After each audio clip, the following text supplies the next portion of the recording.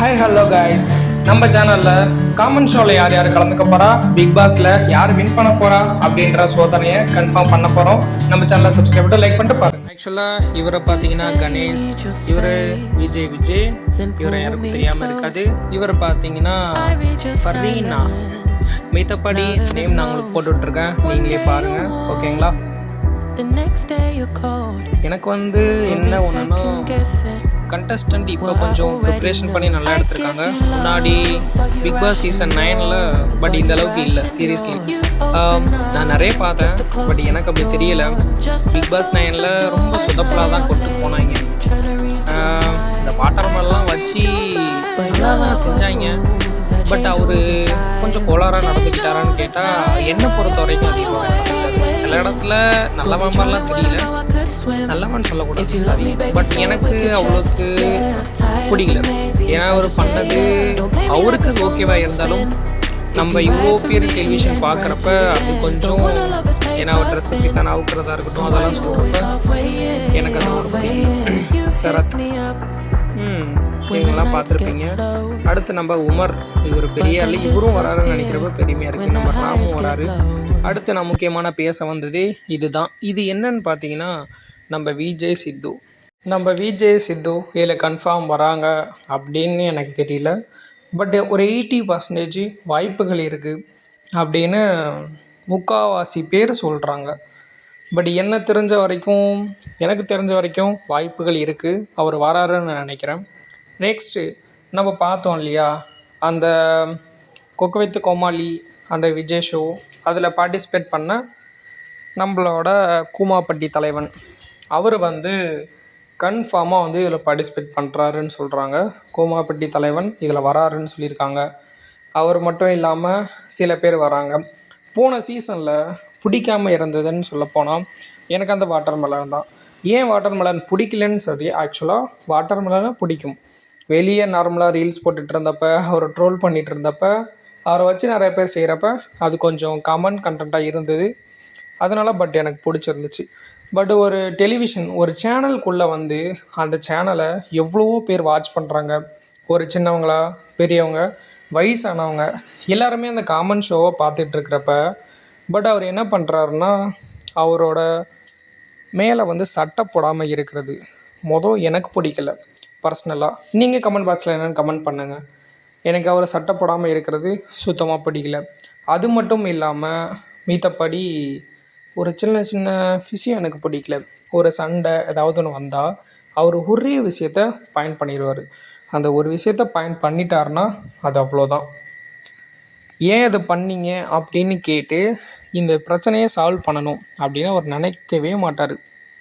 ஒரு பிரச்சனையை இன்னும் நேரம் கொண்டு போகணும் அப்படின்ற மாதிரி தான் அவர் கொண்டு போனார். அந்த பிக் பாஸ் சீசனில் கண்டென்ட்டாக கொடுக்கறதுக்காக ரீல்ஸ் எடுக்க ஆரம்பித்தார் இல்லையா, அப்போ நிறைய இஷ்யூஸ் இருந்துச்சு, நிறைய வரும். அப்போ அந்த இடத்துல நிறைய மிஸ்யூஸ் பண்ண ஆரம்பித்தார். சில பேர்த்த ராங்காக சொல்கிறதா இருக்கட்டும், அவங்கள செய்கையில் செஞ்சு காட்டுறதா இருக்கட்டும், யார் என்ன பண்ணாலும் அவர் கரெக்டாக இருக்கிறேன்ற பேரை விட்டுட்டார். இருக்கிறேன்ற மாதிரி இருந்தாருன்னு சொல்லவா, இல்லை எனக்கு என்ன சொல்கிறேன்னு தெரியல. ஆக்சுவலாக அவர் இருந்தார் ஆனால் இல்லை, அந்த மாதிரி தான் இருக்குது. கொஞ்சம் சீசன் போகிறப்ப எனக்கு அது மாதிரி தான் தெரிஞ்சுது. ஆனால் ஃபுல்லாக பார்த்துட்டு முக்கால்வாசி வந்ததுக்கப்புறம் அவர் லாய்க்கே இல்லை அப்படின்ற மாதிரி தான் எனக்கு தெரிஞ்சுது.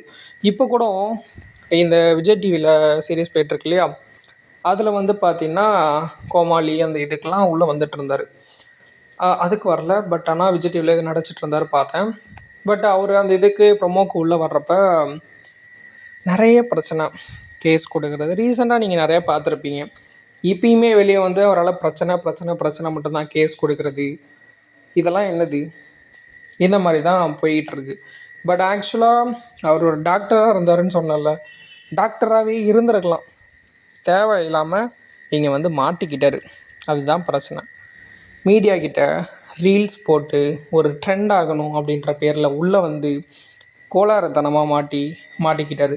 அவரை வச்சு செய்கிறதுக்கு சில பேர் என்ன பண்ணாங்க, அவருக்கு கல்யாணம் ஆகிடுச்சி, ஆல்ரெடி கல்யாணம் ஆகிட்டு நான் இன்னும் கல்யாணம் ஆகலைன்னு சொன்னாங்க. பட் அதுக்கான எவிடென்ஸும் அவங்க காட்டினாங்க. அவரை குத்தி காட்ட சொல்ல கிடையாது, பட் ஆனால் அவர் ஏன் அந்த மீடியாவில் உள்ளே வந்து இந்த மாதிரி பொய் பெதலாட்டம் பேசினாருன்னு சத்தியமாக தெரியல.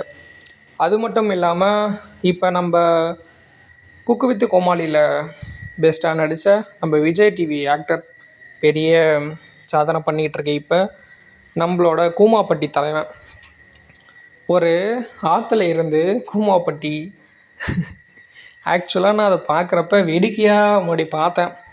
அப்புறம் அதுக்கு ஒரு யூடியூப்போ எல்லாமே ஒன்று தான். கொஞ்சம் ஒரு 100 வீடியோ போடுறோன்னு வச்சுக்கோங்களேன், அதில் ஒன்றாவது ட்ரெண்ட் ஆகும்.